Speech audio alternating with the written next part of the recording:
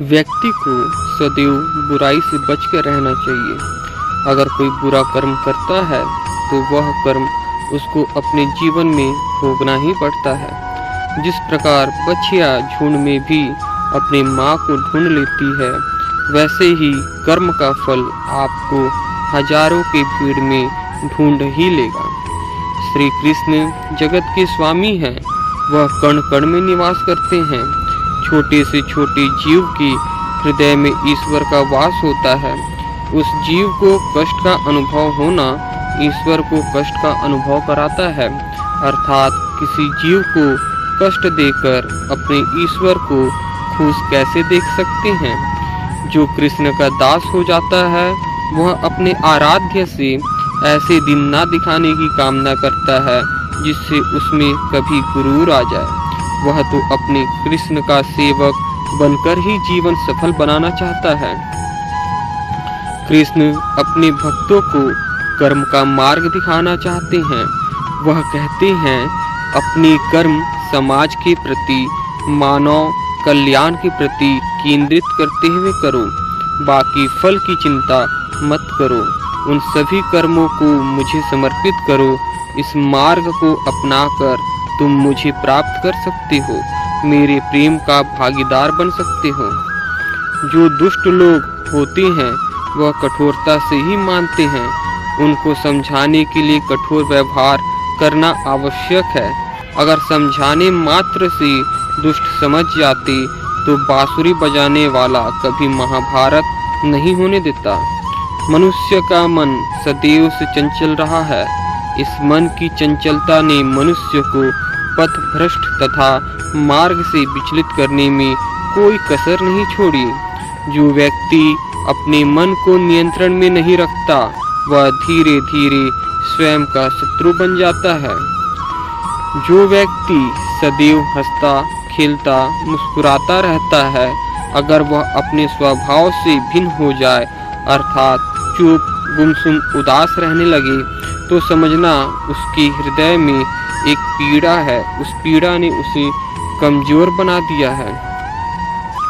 जिस व्यक्ति के पास संपूर्ण धन दौलत ऐश्वर्य वैभव सब है मगर संतुष्टि नहीं है, उस धन दौलत का कोई अर्थ नहीं।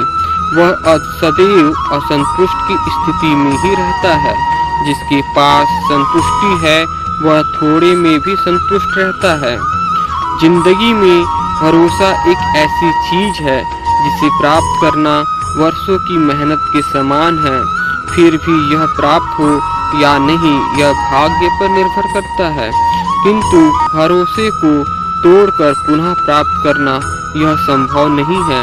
इसलिए जिंदगी में अवसरों का आनंद सदैव लें, लेकिन भरोसे को कभी टूटने ना दें। प्रेम कभी ना समाप्त होने वाली प्रक्रिया है। जिस व्यक्ति को प्रेम हो जाता है, वह फिर जीवन और जीवन के बाद भी प्रेम की वशीभूत रहता है। प्रेम को प्राप्त करने के लिए त्याग, तपस्या और योग का सहारा लेना पड़ता है।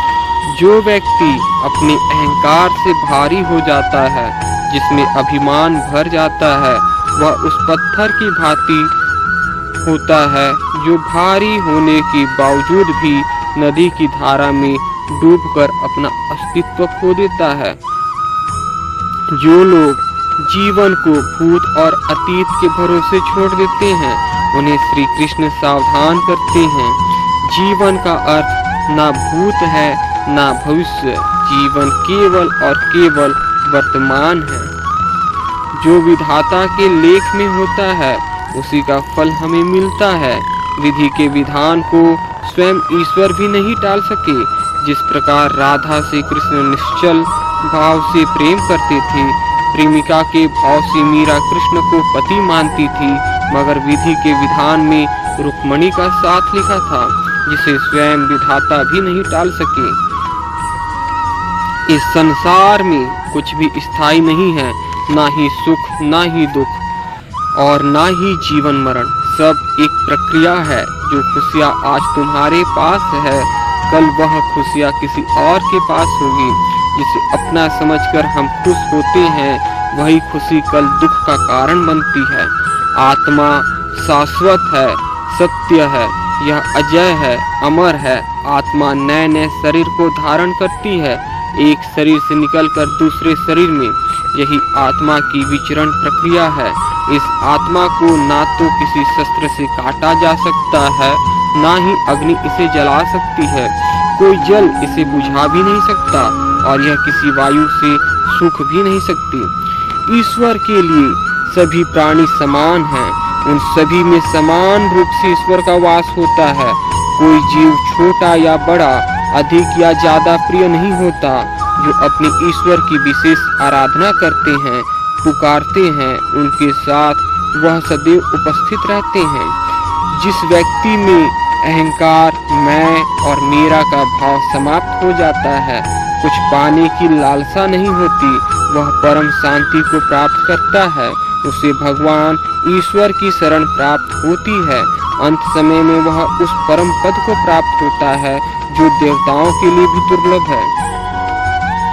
संपूर्ण जगत, ब्रह्मांड, चर अचर, सब में ईश्वर का वास है। यह ईश्वर की माया ही है जो पूरे ब्रह्मांड में व्याप्त है। वही ईश्वर धरती पर मधुर संगीत है, वही ईश्वर अग्नि की ऊष्मा है। उसी ईश्वर का वास प्रत्येक प्राणियों में है जो सन्यासियों के चित्त को शांत कर साधना में लीन करता है। वह आत्म संयम भी ईश्वर ही है। यह संसार नश्वर है। इस जगत में दुख, सुख, हर्ष, विषाद आदि लगा रहता है। क्षण भर के सुख से जो खुश नहीं होता और अशुभ होने पर जो दुखी नहीं होता, वह व्यक्ति सच्चा ज्ञानी होता है, भले ही वह सुख हो चाहे दुख।